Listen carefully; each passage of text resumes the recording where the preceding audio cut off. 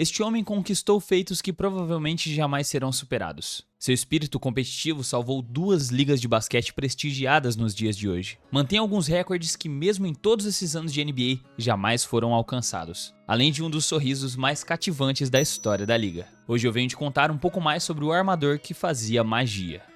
Earvin Johnson Jr. nasceu dia 14 de agosto de 1959, em Lansing, Michigan. Seu pai era trabalhador de montagem da General Motors, o Sr. Earvin Sir, e sua mãe, zeladora da escola local, Christine. Earvin Jr. tinha 6 irmãos e 3 meio-irmãos do casamento anterior de seu pai. Ele cresceu vendo seu pai com 2 empregos e a sua mãe fazendo horas extras para dar conta de criar todas as 10 crianças. Johnson passou a amar o basquete quando jovem e treinava praticamente todos os dias. Seu jogador de basquete favorito enquanto crescia era Bill Russell, a quem ele admirava pela quantidade de títulos que o mesmo conquistou. Sua família já tinha um bom histórico no basquete, pois seu pai e sua mãe foram jogadores na época do ensino médio. Johnson começou a pensar em seu futuro porque queria ajudar os seus pais. Via a dificuldade que passava dentro de casa, e no basquete ele achou uma oportunidade. Uma vez que ele dominava o ensino fundamental, inclusive chegando a fazer 48 pontos em uma partida. Ali, ele enxergou seu próprio potencial. Na adolescência, ele sonhava em jogar pela Sexton High School, mas seus planos sofreram uma mudança dramática, quando ele soube que seria meio que obrigado a frequentar a Everett High School. Ele não estava nem um pouco animado com essa notícia, pois já havia ouvido vários relatos de episódios de racismo por lá, e com Earvin não foi diferente. Ao ingressar na equipe de basquete,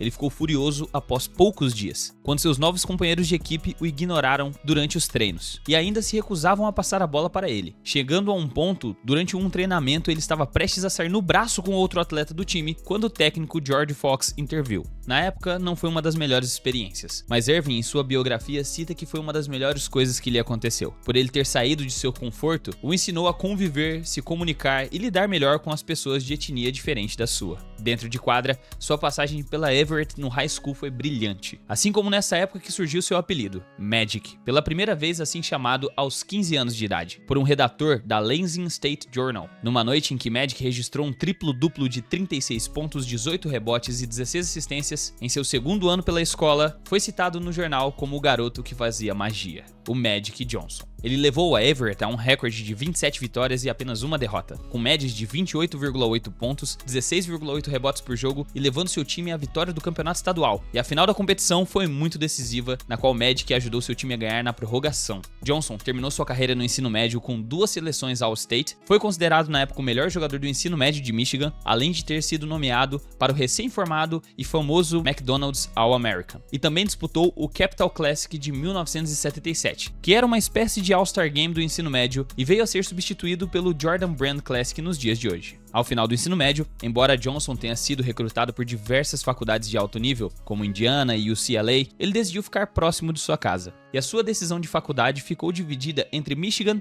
e Michigan State, que sim são 2 faculdades diferentes, onde ele por fim decidiu estudar na Michigan State. Parte por conta dos talentos já presentes naquele elenco, mas o fator mais importante foi quando o técnico Judge Hitchcock lhe disse que ele poderia jogar como o armador principal da equipe, o que não era muito comum para um atleta da sua estatura. Aos 18 anos, Magic já beirava os 2 metros de altura. Inicialmente, Johnson não aspirava a jogar profissionalmente, concentrando-se em seus estudos de comunicação e no desejo de se tornar um comentarista de televisão. Mas suas performances mágicas em quadra cada dia mais atraíam a atenção das equipes profissionais. Já em seu ano de calouro, ele obteve as médias de 17 pontos, 7,9 rebotes e 7,4 assistências por jogo. Um jogador completo ofensivamente, e a sua estatura o tornava imarcável para armadores mais baixos. Johnson levou os Spartans a um recorde de 25 vitórias e 5 derrotas, incluindo o título da conferência e uma vaga para o torneio da NCAA de 1978, onde os Spartans, nas oitavas de final, a Elite Eight, perderam por pouco para o eventual campeão nacional, Kentucky.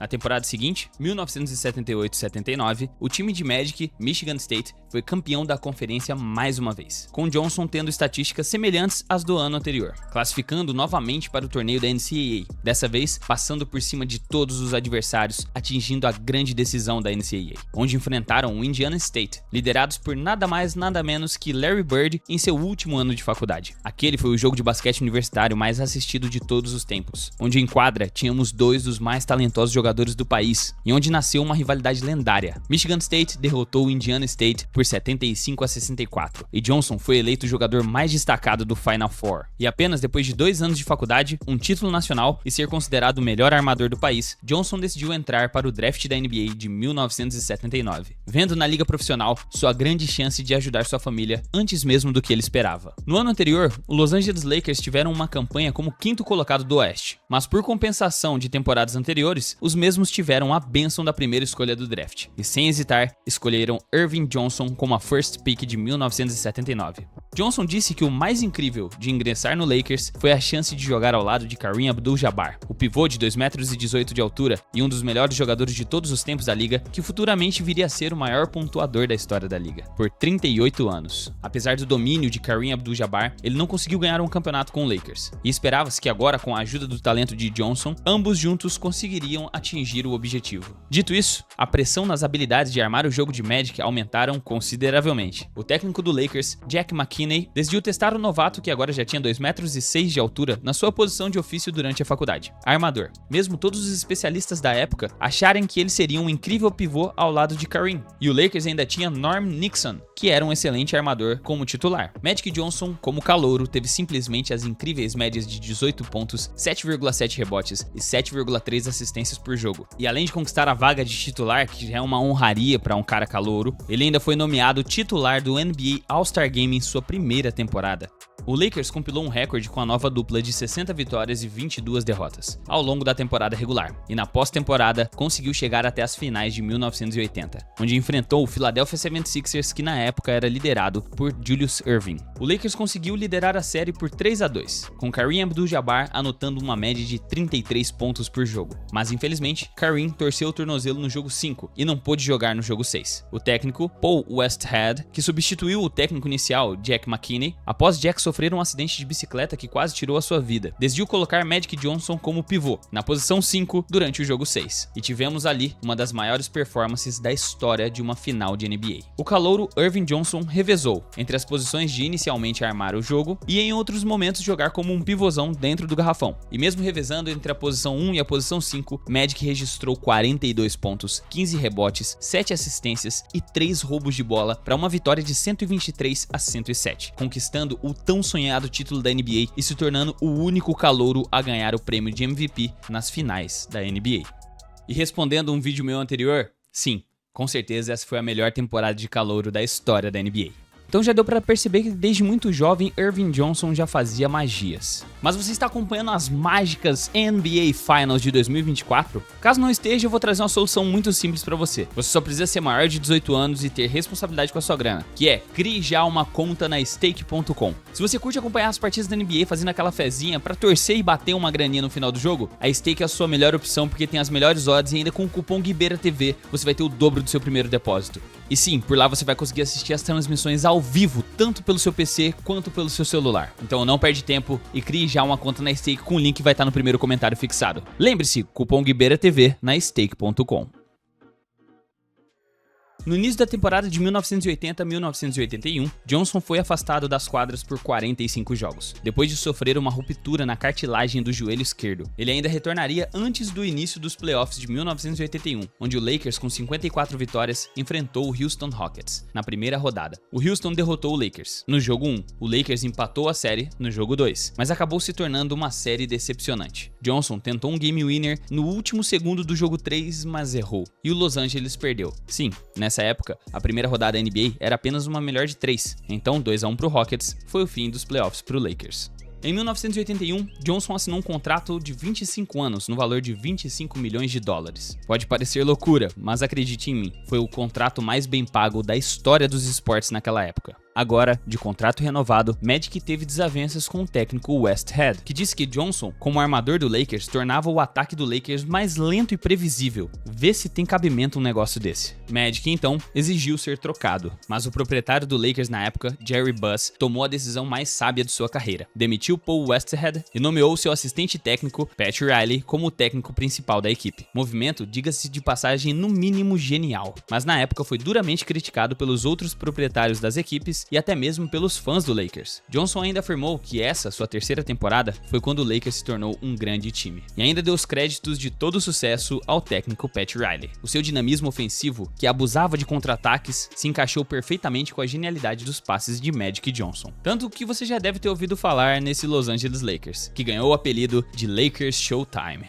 Apesar de seus problemas fora das quadras, na temporada 81-82, Johnson teve as médias próximas de um triplo-duplo, com 18,6 pontos, 9,6 rebotes, 9,5 assistências e 2,7 roubos de bola por jogo, o recorde de roubos da liga, e foi eleito ao NBA Second Team. Ele também se juntou ao Will Chamberlain e Oscar Robertson como os únicos jogadores da NBA a somar pelo menos 700 pontos, 700 rebotes e 700 assistências na mesma temporada. O Lakers avançou aos playoffs de 1982, onde enfrentou o Philadelphia 76ers pela segunda vez em 3 anos, nas finais da NBA. Depois de um triplo-duplo de Magic Johnson no jogo 6, o Lakers derrotou o 76ers por 4-2, com Johnson ganhando seu segundo prêmio de MVP das finais, na série onde ele teve uma média de 16,2 pontos, 10,8 rebotes, 8 assistências, 2,5 roubos de bola e 53% de aproveitamento nos arremessos. 2 títulos em 3 anos da dupla Kareem e Magic. Durante a temporada de 1982-1983, foi a primeira de 9 temporadas consecutivas que Magic Johnson conseguiria um duplo-duplo de média. Ele atingiu 16,8 pontos, 10,5 assistências, 8,6 rebotes por jogo e ganhou sua primeira indicação ao All-NBA First Team. O Lakers dominou novamente a Conferência Oeste, chegando até as finais. Pela terceira vez, enfrentou o 76ers, que contava com um pivô Moses Malone e também com Julius Erving. Porém, ao longo das finais, os companheiros de equipe de Magic, Norm Nixon, James Worthy e Bob McAdoo foram prejudicados por lesões. O Lakers foi derrotado pelos Sixers e Moses Malone foi coroado como MVP das finais. Magic nessa série ainda conseguiu 19 pontos, 12,5 assistências, 7,8 rebotes por jogo com 40% de aproveitamento dos arremessos de quadra, que não foram suficientes para levar o Lakers à vitória. Antes de sua quinta temporada, o recém-nomeado General Manager do Lakers, Jerry West, trocou Nixon para tornar Magic o único armador titular da equipe. Assim ele não precisaria compartilhar a armação com mais ninguém. Johnson então teve outra temporada de duplo-duplo, com 17,6 pontos, 13,1 assistências e 7,3 rebotes por jogo. O Lakers chegou às finais pelo terceiro ano consecutivo, onde viríamos pela primeira vez o Lakers de Magic Johnson contra os Celtics de Larry Bird, relembrando aquela mesma rivalidade que moveu o basquete universitário em 1979. O Lakers conseguiu vencer o primeiro jogo, porém, no jogo 2, eles estavam ganhando por apenas 2 pontos, faltando 18 segundos para o final. Mas foi o momento em que Gerald Henderson conseguiu fazer uma bandeja, empatando a partida. Magic Johnson tentou fazer um game winner com um arremesso antes de estourar a campainha, mas infelizmente ele errou. E na prorrogação, o Lakers perdeu por 124-121. Chegando no jogo 3, Magic Johnson respondeu com 21 assistências, para liderar em uma vitória de 137-104. Infelizmente, no jogo seguinte, ele cometeu erros cruciais. No minuto final do jogo 4, Johnson teve a bola roubada pelo pivô do Celtics, Robert Parrish, e depois errou 2 lances livres que poderiam ter vencido o jogo. O Celtics venceu o jogo 4 na prorrogação e os times dividiram os 2 jogos seguintes, chegando até um jogo 7. O grande jogo decisivo foi lá em Boston. Enquanto o Lakers perdia por 3 pontos no minuto final, o armador adversário Dennis Johnson roubou a bola de Magic e aquela foi a jogada que efetivamente encerrou a série. Durante as finais, Magic teve uma média de 18 pontos, 13,6 assistências, 7,7 rebotes e uma média de 56% nos arremessos de quadra. Mas os erros cruciais nos finais dos jogos acabou lhe custando o título. Posteriormente, ele disse que foi o campeonato mais doloroso de ter perdido em toda a sua carreira. E até que enfim, Larry Bird teve a sua vingança da época da faculdade, não é mesmo?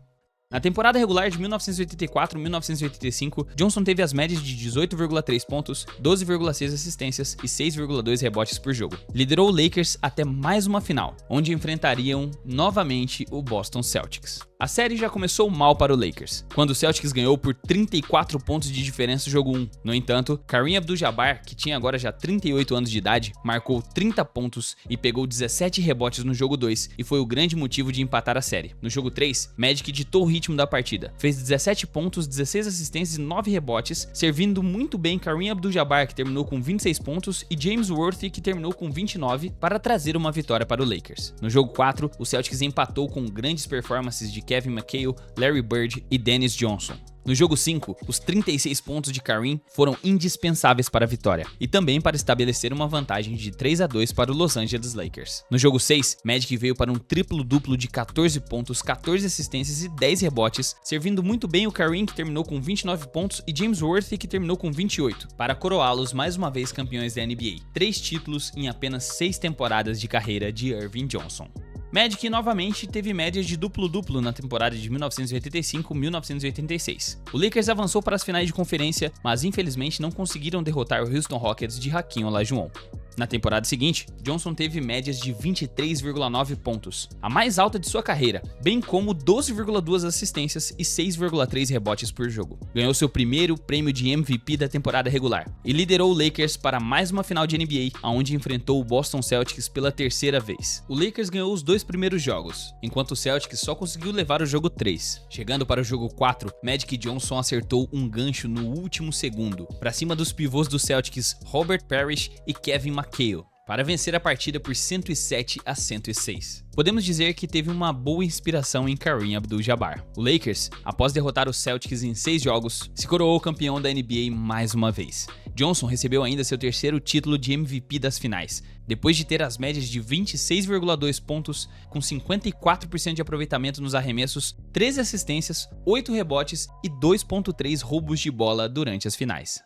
Johnson teve outra temporada muito produtiva, chegando em 1987 e 1988, com mais um duplo-duplo de média, com as médias de 19,6 pontos, 11,9 assistências e 6,2 rebotes por jogo, apesar dele ter perdido 10 jogos devido a uma lesão na virilha. Nos playoffs de 88, o Lakers derrotou o San Antonio Spurs em 3 jogos, depois sobreviveu a uma dura série de 4-3 contra o Utah Jazz, e outra série de jogo 7 contra o Dallas Mavericks nas finais de conferência, para chegar até as finais da NBA para enfrentar Isaiah Thomas, Bill Laimbeer, John Salley, Vinnie Johnson e Dennis Rodman, aqueles que eram mais conhecidos como os Bad Boys Pistons. Johnson e Thomas se cumprimentaram com um beijo na bochecha antes do jogo 1, que na época foi chamado de uma demonstração de amor fraternal. E depois que as equipes dividiram os 6 primeiros jogos, o pivô do Lakers, MVP das finais, foi James Worthy. Ele teve o seu primeiro triplo-duplo justamente no jogo 7, com 36 pontos, 16 rebotes e 10 assistências. Magic nessa partida terminou com 19 pontos e 14 assistências,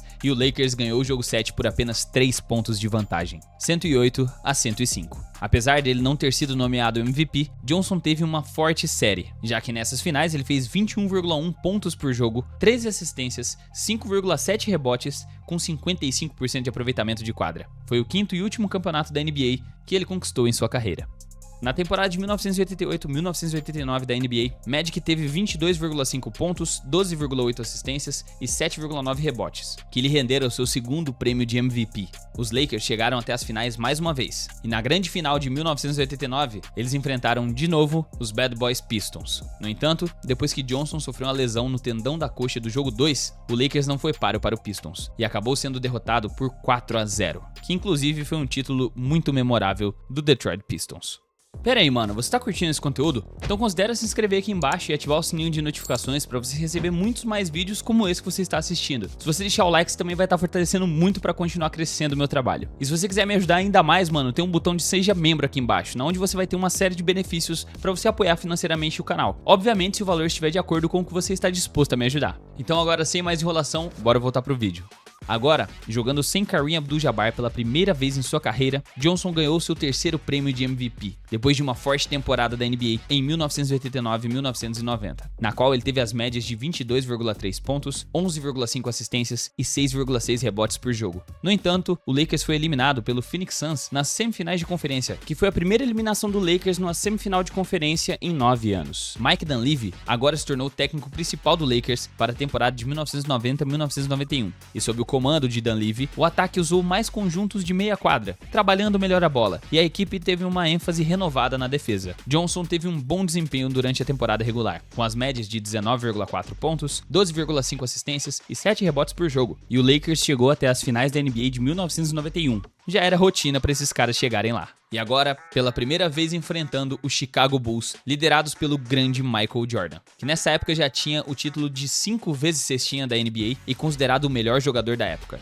Embora essa série tenha sido retratado como um confronto entre Magic Johnson e Michael Jordan, um cara que não podemos deixar de citar foi Scott Pippen, que defendeu de forma muito eficaz contra Magic Johnson. Mesmo o Magic Johnson fazendo 2 triplos duplos nessa série, o MVP das finais acabou ficando na mão de Michael Jordan, que carregou os Bulls para uma vitória em apenas 5 jogos. Na última série do campeonato de sua carreira, essa infelizmente seria a última final de NBA que Magic Johnson disputaria, na qual ele teve as médias de 18,6 pontos, 12,4 assistências e 8 rebotes por jogo, com 43% de aproveitamento nos seus arremessos. Após um exame físico, antes da temporada da NBA de 1991-1992, Johnson teve uma triste notícia que mudaria sua carreira para sempre. Ele descobriu que havia testado positivo para HIV. Foi uma notícia devastadora para os fãs do Lakers, pois ao invés de pensar como o time faria para derrotar Jordan numa provável final de NBA no ano que estava por vir, viram seu principal jogador organizar uma conferência de imprensa realizada no dia 7 de novembro de 1991, onde Magic Johnson trouxe o anúncio a público de que ele se aposentaria imediatamente da NBA. Ele afirmou que sua esposa, Cookie, e seu filho, que ainda não havia nascido, não tinham HIV, e que ele dedicaria sua vida para combater essa doença mortal. Magic disse inicialmente que não sabia como contraiu a doença, mas depois reconheceu que foi através de várias parceiras sexuais durante a sua carreira de jogador. E ainda alegou ter um harém de mulheres, e falou abertamente sobre as suas atividades sexuais, escrevendo um livro onde relatava várias delas. E por que tudo isso? Bem, era pouco conhecimento na época sobre a doença de HIV, e a porcentagem de homens americanos que haviam testado positivo para HIV, em grande maioria contraíram a mesma por meio de relações homossexuais. E como houve rumores na época de que Johnson poderia ser gay ou bissexual, ele se sentiu na necessidade de reafirmar várias vezes que era hétero. Johnson mais tarde acusou até a Isaiah Thomas de espalhar esses rumores sobre a sua sexualidade, já que alguns anos antes eles até deram um beijinho na bochecha, não sei se vocês lembram, e a Isaiah Thomas negou absolutamente tudo. Apesar de sua aposentadoria, Johnson foi votado pelos fãs como titular do NBA All-Star Game de 1992. Em Orlando. Essa data ficou marcada pois vários jogadores, incluindo seus ex-companheiros Byron Scott e AC Green, incluindo outros jogadores da NBA, incluindo o pivô do Utah Jazz Karl Malone, também tenham dito abertamente que Johnson não deveria jogar e que eles estavam correndo um risco de contaminação se Johnson sofresse um corte enquanto estivesse em quadra. Mesmo com tudo isso, Magic teve o apoio de grande parte do restante dos jogadores e jogou o evento, aonde ele liderou o Oeste e levou para uma vitória de 153-113 e foi coroado como MVP do All-Star Game depois de registrar 25 pontos, 9 assistências e 5 rebotes. O jogo terminou logo após ele fazer uma cesta de 3 no último minuto, e os jogadores de ambos os times correram para a quadra para parabenizá-lo. Magic ainda foi escolhido para competir nos Jogos Olímpicos de Verão de Barcelona de 1992, por aquela seleção dos Estados Unidos que ficou apelidada de Dream Team, junto com Larry Bird, Michael Jordan e Charles Barkley. Além de todos os outros nomes, foram considerados um time imbatível, e juntos eles ganharam o Torneio das Américas de 1992, invictos, e dominaram a competição olímpica, ganhando a medalha de ouro com um recorde de 8 vitórias e 0 derrotas, vencendo seus oponentes por uma média de 43,8 pontos de diferença. Magic contribuiu para essa competição fazendo 8 pontos e 5,5 assistências, pois estava jogando com pouca frequência por problemas nos seus joelhos, mas ainda assim foi aplaudido de pé pela multidão e aproveitou a oportunidade para inspirar pessoas com HIV positivo. Antes da temporada de 1992-1993 da NBA, Johnson anunciou sua intenção de encenar um retorno para a NBA. Depois de treinar vários jogos durante a pré-temporada, ele se aposentou novamente antes do início da temporada regular, citando a polêmica sobre o seu retorno provocada pela oposição de vários jogadores ativos. Em seu discurso de aposentadoria, ele ainda citou o motivo dele se aposentar, que foi que ele não queria prejudicar o jogo, onde muitos jogadores da liga não defenderiam contra ele da mesma forma que defenderiam contra jogadores que não tinham HIV. Mas para a alegria do Lakers, ele ainda tinha um contrato, e Magic Johnson ainda faria um retorno para a NBA, como técnico do Lakers, perto do final da temporada de 1993-1994. Ele aceitou o cargo a pedido do proprietário Jerry Buss. Magic ainda admitiu que sempre teve o desejo de treinar pareando pela sua mente, e insistiu que a sua saúde não era um problema, ao mesmo tempo que ele minimizou as possibilidades dele voltar como jogador, dizendo que ele estava aposentado e era melhor deixar isso de lado. O Lakers jogou bem inicialmente, vencendo 5 dos seus primeiros 6 jogos sob o comando de Johnson, mas depois de perder as próximas 5 partidas, Johnson anunciou que estava renunciando seu cargo de técnico após essa temporada. E aos 36 anos, Magic Johnson tentou um retorno como jogador, quando voltou ao Lakers durante a temporada de 1995-1996 da NBA. Durante sua aposentadoria, Johnson começou a treinar em intensamente para ajudar na sua luta contra o HIV. Ele retornou oficialmente para o time no dia 29 de janeiro de 1996 e jogou sua primeira partida no dia seguinte, contra o Golden State Warriors. Saindo do banco, fez 19 pontos, 8 rebotes e 10 assistências, para ajudar o Lakers a sair com a vitória de 128-118. Ele ainda contribuiu muito bem para o Lakers, mesmo com esse período afastado e mesmo com a sua idade um pouquinho avançada para a época. Ele teve as médias de 14,6 pontos, 6,9 assistências e 5,7 rebotes por jogo, durante as 32 partidas que disputou. Embora Johnson tenha jogado muito bem em 1996, houve dificuldades dentro e fora das quadras. E após a eliminação nos playoffs para o Houston Rockets, ainda na primeira rodada, inicialmente ele expressou um desejo de retornar ao time para a temporada de 1996-1997 da NBA. Mas poucos dias depois, Johnson mudou de ideia e se aposentou definitivamente, dizendo, abre aspas, estou saindo nos meus termos, algo que não pude fazer quando abortei meu retorno em 1992. Determinado a jogar basquete competitivo, apesar de estar fora da NBA, Johnson ainda formou o Magic Johnson All-Stars, um time composto de ex-jogadores da NBA e alguns universitários. Seu time disputava jogos na Austrália, Israel, América do Sul, Europa, Nova Zelândia e até no Japão, e ao longo de alguns anos tiveram 56 vitórias e apenas uma derrota, que foi justamente para a antiga faculdade de Magic Johnson, Michigan State. Depois disso, Magic fez uma breve aparição de 5 jogos no time sueco, M7 Borås, em 1999, e mais tarde no time dinamarquês, The Great Danes, mas foi por um período bem curto, e logo em seguida, próximo dos 42 anos, aposentou de vez o seu par de tênis de basquete.